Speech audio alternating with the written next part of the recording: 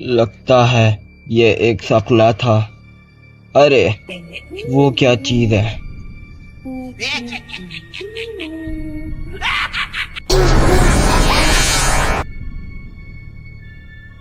दोस्तों, first of all happy Janmashtami to you all. ये दिन बड़ा ख़ास दिन होता है इंडियन हिस्ट्री के। लेकिन अगर मैं कहूँ कि कई बार ऐसे त्योहार कुछ काली चीज़ें कर दे तो क्या आप मानेंगे? वो साल 2017 था जब एक गांव में जन्माष्टमी का त्योहार आ रहा था। उस गांव के लोगों के पास उस साल उतने फंड्स नहीं थे कि वो उससे एक कृष्ण भगवान की मूर्ति खरीद सके। तभी उनमें से एक गांव वाले को आइडिया आता है उन्हें मूर्ति खरीदने की ज़रूरत बिल्कुल नहीं है, क्योंकि उनके गांव के पूरब में ही एक और मंदिर स्थित है जहां वो मंदिर पूरी तरीके से तहस नहस हो चुका है और कई लोकल्स मानते हैं कि उस मंदिर में एक श्रापित कृष्ण भगवान की मूर्ति है। तभी इतने में कुछ बुजुर्ग लोग आगे आए और वो ये कहने लगे कि तुम्हें ये मूर्ति नहीं लानी चाहिए क्योंकि वो मूर्ति श्रापित है।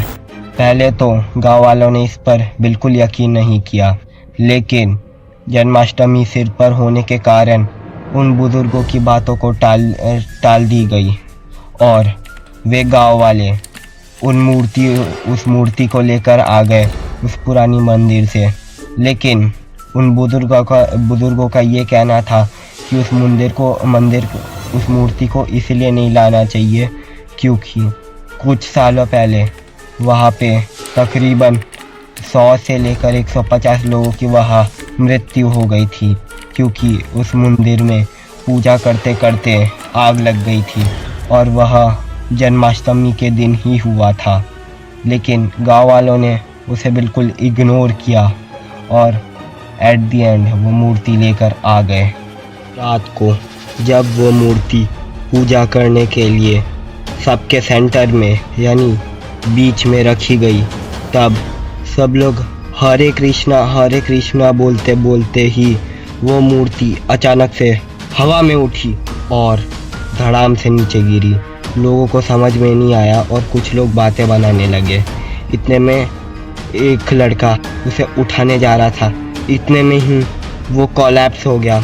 वो अजीब तरीके से तड़पने लगा, मानो उसका शरीर उसके कंट्रोल में ही नहीं था।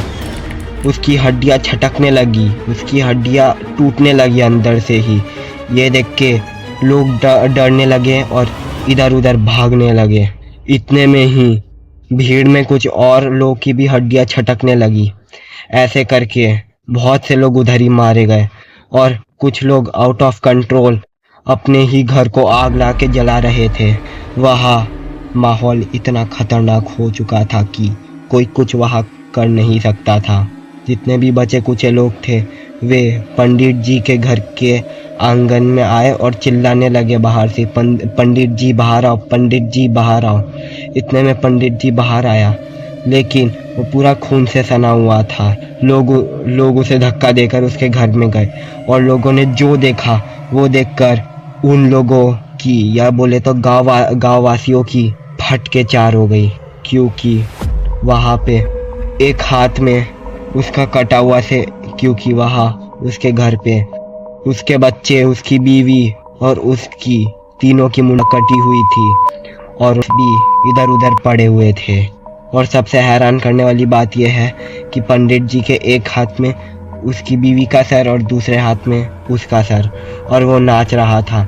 ये देखकर वे बचे कुछ लोग वहाँ से भागे, लेकिन वो कितना ही दूर जाते। गांव का अंतिम रास्ता भी बंद हो चुका था क्योंकि वहाँ पे एक ईविल एंटिटी आ चुकी थी। अचानक से क्या हुआ, वे पीछे मुड़े गांव वाले, तो उन्होंने देखा उनके पीछे वही मूर्ति है, लेकिन उस मूर्ति के नीचे फिर से कुछ हलचल हुई, लेकिन वो इस बार कोई आम हलचल नहीं थी।